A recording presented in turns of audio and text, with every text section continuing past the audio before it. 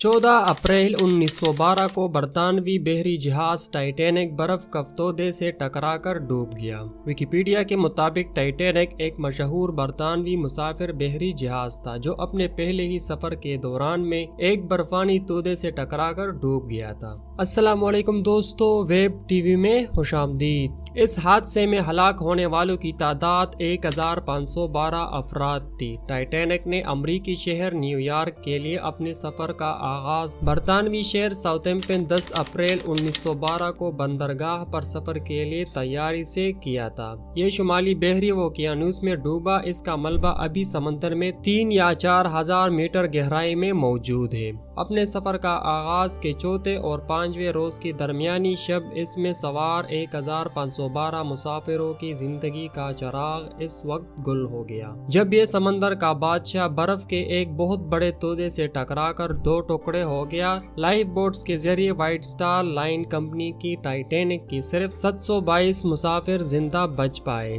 ان میں کمپنی کا مالک اس میں بھی شامل تھا، جو خواتین اور بچوں کو ڈوبتے جہاز میں چھوڑ کر ایک کشتی کے ذریعے نکل گیا۔ اس خود غرضی پر وہ پوری زندگی نفرت کا نشانہ بنا رہا۔ اس ٹائٹینک کا بزدل بروٹ اس میں کہا جاتا تھا۔ دوسری طرف جہاز کا کپتان ایڈورڈ جان سمتھ بیشتر عملے کے ساتھ خواتین اور بچوں کو بچانے کی کوشش میں خود ڈوب کر انسانیت پر احسان کر گیا۔ وہ آخری آدمی تھا جس نے جہاز سے چھلانگ لگائی۔ ایک آدمی کی آخری کشتی کی طرف تیرتے ہوئے لپکا تو ایک مسافر نے کہا، یہ پہلے ہی اوور لوڈ ہے۔ اس پر تیراک پیچھے ہٹ گیا اور کہا، all right boys, good luck and good bless you.